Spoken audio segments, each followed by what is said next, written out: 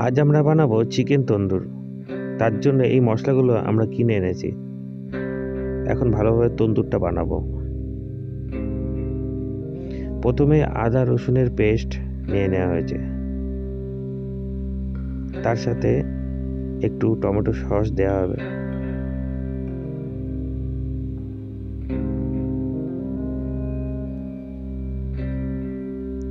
তার সাথে Kashmiri chilli powder দেওয়া হচ্ছে।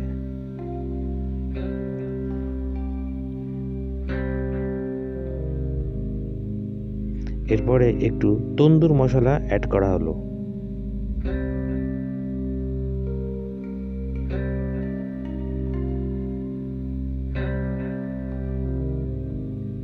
এবার একটু গোলমরিচের গুঁড়ো অ্যাড করে দিলাম।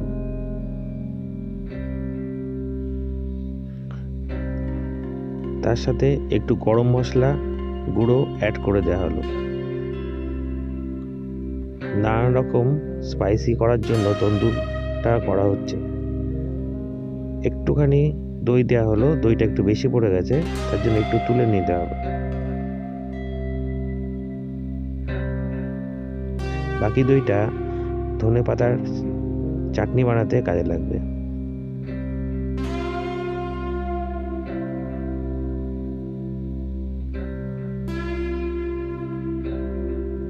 দই দেওয়ার পর মিশ্রণটিকে ভালোভাবে মাখিয়ে নিতে হবে বা ফেটিয়ে নিতে হবে, যাতে ভালোভাবে মেখে যায়।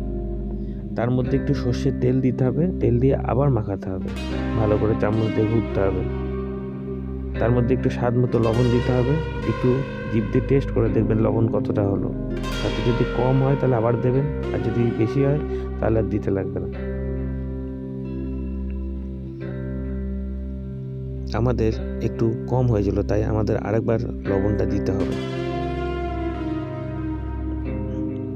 এই যে লবণটা দিয়ে দেওয়া হলো।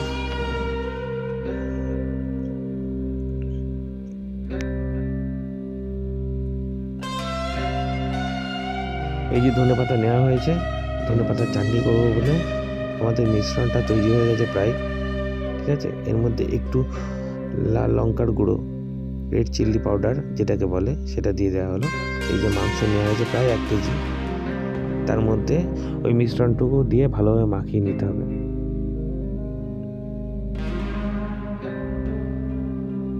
ভালোভাবে মাখানোর পর এটাকে কিছুক্ষণের জন্য রেখে দিতে হবে। এই যে মাখানো হচ্ছে মাংস, এটা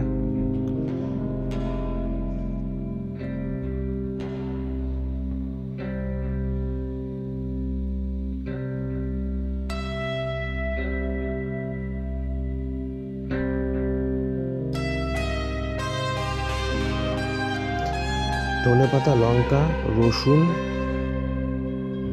নিয়ে নেওয়া হয়েছে, তার মধ্যে সামান্য জল দিয়ে মিক্সার গ্রাইন্ডে জিনিসটাকে পেস্ট করে নেব। এই যে ধনেপাতার মিশ্রণটা পেস্ট হয়েছে চাটনির জন্য। এরপর একটু সর্ষের তেল দেওয়া হলো চামচে করে। এবার চামচে করে সর্ষের তেলটা দিয়ে একটু মাখাতে হবে, একটু স্বাদ মতো লবণ দিতে হবে চাটনির জন্য। এরপর একটু দই দিয়ে দিতে হবে, দই দিয়ে একটু ভালো করে মাখিয়ে নিতে হবে রায়তার মতো করে, চাটনিটা যাতে খুব ভালোভাবে মেশে।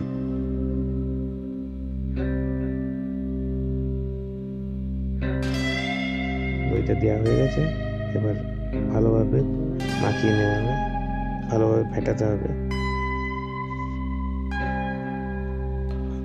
খুব সুন্দরভাবে একদম অনেকক্ষণ ধরে এরকমভাবে ফেটিয়ে দই আর ধনেপাতার যে মিশ্রণটা পুরো একসাথে মিশিয়ে ফেলতে হবে, তবে স্বাদ আসবে ভালোভাবে।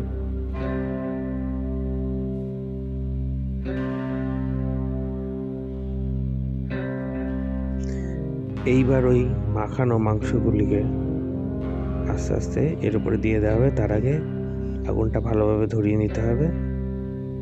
আগুনটা আমাদের ধরানো হয়েছে, আপনারা এটা একটা সিনেমাটিক ভিডিও দেখছেন। এইবার আমাদের বন্ধু বাট্টু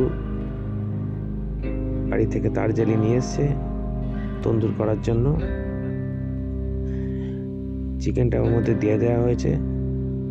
এবার বাটারটা লাগিয়ে দিচ্ছে। বাটারটা লাগাতে ওর একটু অসুবিধা হচ্ছে, তার জন্য একটা বিকল্প ব্যবস্থা করা হয়েছে, যেটা হচ্ছে আমাদের সজল ভৌমিক একটা কলার ডগা কেটে এনেছে, এনে ওটাকে ধুয়ে মাথাটা একটুখানি চাকুতে ছুলে দিচ্ছে, একটা ব্রাশের মতো করে দিচ্ছে।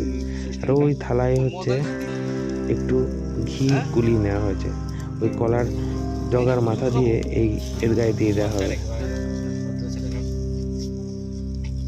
এই মিডিয়াম মাংসের গায়ে দিয়ে দেবে এই যে কলার ডগা দিয়ে ঘিটা নিয়ে, ওই বাটারটা নিয়ে এর গায়ে দিয়ে দেওয়া যাতে ভালো পড়ে।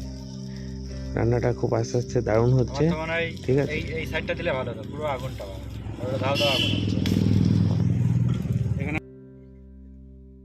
এই যে পুড়ছে মাংসটা আস্তে আস্তে, এই পার্ট পোড়া হয়ে গেলে আমরা স্বাদ মতো খেয়ে নেব।